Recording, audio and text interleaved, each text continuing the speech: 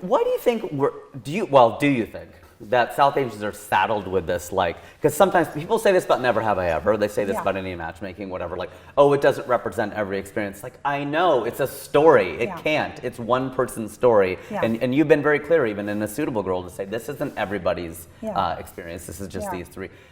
That said, I mean, so I guess my question is more around, like, why in A Suitable Girl do you pick these three women to focus on? Are you trying to make some kind of statement?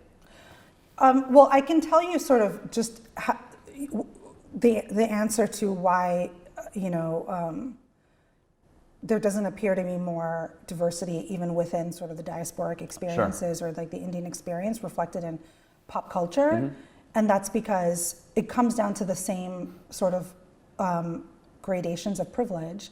Who's in the room, right? Like, I'm an upper middle class North Indian, person who, because my parents had the opportunity to come to this country, I was raised here, because my parents were upper middle class, I could pursue a career in film and television, I could get in those rooms, I could pitch things that reflect my experiences. So when the majority of the people who get in the room are people like me, who've had, college education, who've had, who are upper caste, are, whatever, all of upper middle class, all of those things, what's comes out the other side is going to be a reflection of what we know. And equals out. Exactly.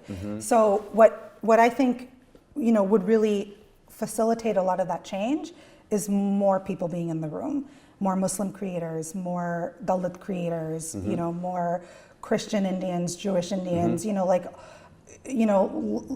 it's because there's already so few projects, that kind of break through. It's going to inherently be the ones that are reflective of the people in the room. And so far, that's been people like me. Now, hopefully that's going to change. I love that. As far as that analysis of it.